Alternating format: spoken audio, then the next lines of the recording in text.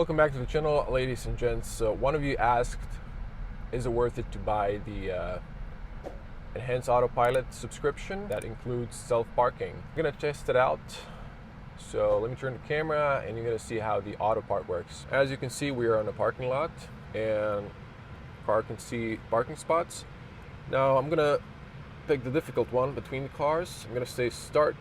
So let me just reduce the AC fans. It is a little bit hot, but we're just gonna lower that fan speed so you can hear me better. And my foot is off, so let's see how it works. I'm gonna switch to wireless so you can see better how the car reacts. So I've tested this, it's working pretty well. And it's a good thing it's trying to back up. Now ideally it should do it only in 2 steps. Ooh, that was a little bit rough on the brake. You can see the mirrors there. And I can't really cover both mirrors, even with a wide lens. But it's trying to put it inside the markings. Whoa, it's just too many steps. Okay, let's see what it's gonna do. I guess it's trying to make it perfect.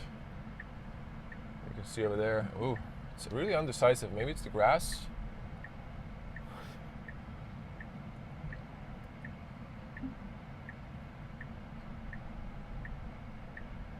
Like, it was okay for the... Oh. I think it thinks like it's too close to the... Whoa, that's... What's going on here? I'm trying to make an example, and I guess this one's difficult. Okay, I see the reason why it's hesitating. There's some grass here that's overgrown on the side of the parking lot, and the car is just thinking it's an obstacle, perhaps. It is trying to decide and can't decide. Oh, finally, are we doing it? We're doing it. Okay. Yeah. Okay, that took a while. Okay, we're gonna give it another chance. Now, you can see we're not bad, but it'd be harder to exit on this side.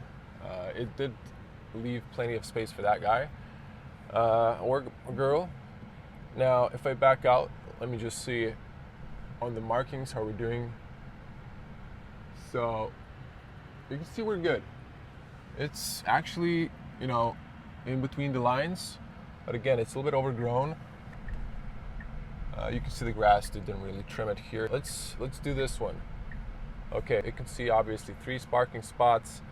I'm gonna make it difficult. I'm not gonna go all the way forward. I'm gonna pick this one and say start.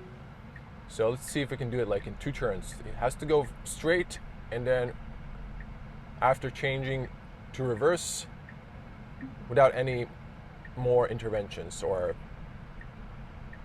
switching from back to forward or forward back in this case. So you can even see, I forgot, I have the side cameras. Okay, that was good. That was good. Let's find something more difficult. And I'm gonna try finding one of these on the side here. These are not marked, so these are not technically parking spots, although people use them not to pay parking. Let me see if it's gonna see this as a parking spot. See, no? It's like, it ain't marked. Okay, I'm gonna drive a little bit and try to find one. So let's go and do that. So there's some parking spots here, but it doesn't show it if it's not in the right lane. So we're gonna change and do that. Okay, so I wanna make it difficult, and I want it to park between the cars. I'm gonna say this one, start. Still signaling it's a right move. Okay, you should do it again, 2 steps only. Forward and back up, straight inside.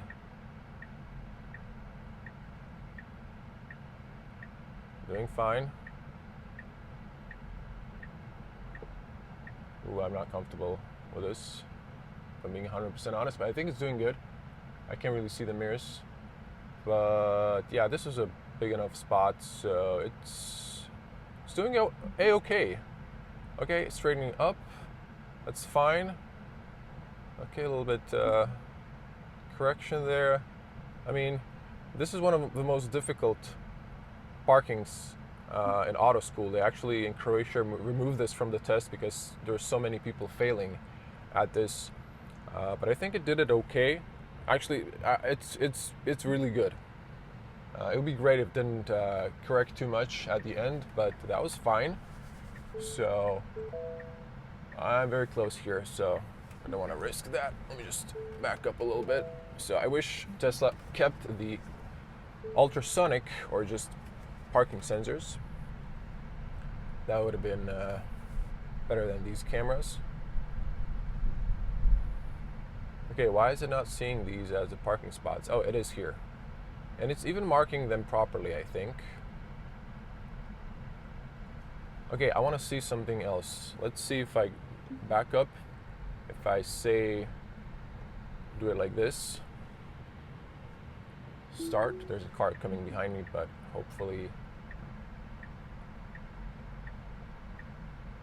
You know, it's still doing the forward thing and then reversing. Okay, the car turned, so... This was a straightforward. Should have went straight and just turned. But again, it's doing a little bit too much work. And it's doing fine. It's doing fine. See, it really increased the space now because, okay, it's getting close with the wheel to the curb and it's correcting again. So, in all honesty, I think this is working great until the point where it's doing too many undecisive moves here, not to curb the wheel. But for some of you who might find this very difficult, oh, that did not park straight. Look at this. I'm all crooked. Not too much, but it could have done a better job there. So I'm pretty great with parking, actually.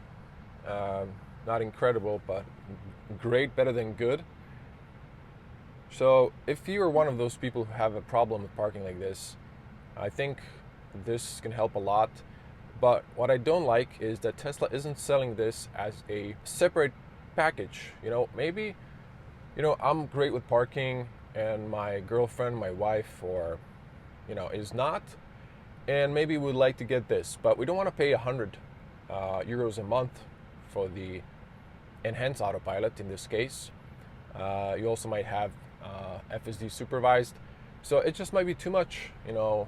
Even if it was like 50 euros a month, I think that would be too much. Maybe 20 would be ideal, or 10 just for this auto park. If it's like dumb summon, 20 euros would be fine. For enhanced autopilot, I would maybe pay 30 tops, and for these FSD supervised, 50. Once it's like a finished product that I can drive myself without any intervention, so I can read a book, watch a movie, that'd be really helpful on like long commutes, and I would maybe definitely pay 100 euros for that. But at this moment, just to babysit a beta software, I'm not really comfortable even doing that because it's just stressful paying attention if it's going to make a mistake. But this just, I would pay for this as an extra option, like straightforward. Sell it to me, Tesla, for like, let's say 500 euros. I would be completely fine. I would purchase it immediately. Again, for my girlfriend or wife. I'm not saying that, you know, women are bad at parking. There are also men who are bad at parking. So maybe a wife wants to buy this for her husband because he's bad at parking, or this kind of parking. But altogether, I would say the auto park feature works really well. It's up to you if it's like really worth it. If you want to go for the enhanced autopilot, you do get the dumb summon, auto park. The summon, the smart summon, doesn't work in Europe still. It's like very limited to small distance, like up to 6 meters. It's completely useless. And the on-ramp driving on the enhanced autopilot is really nothing useful above the autopilot. The self lane change is like great, but I think it should have been standard in the autopilot to begin with. So I don't see too much value in this. But again, I wish really, and please leave a comment below if you agree, should Tesla add this self-parking as a separated package you can buy? Okay, that's it guys. Thank you for watching and see you in the next one. If you already haven't, check out my full in-depth review of the base Model 3 with its textile seats. I have an in-depth review, night review, point of view driving with no comments during the day, night point of view driving review with my impressions behind the wheel. It's a really fun car. Range test, it's a super efficient car, and charging speed, it really charges pretty fast if you're just charging to 80%. So stay tuned for more content. See you in the next one. Bye.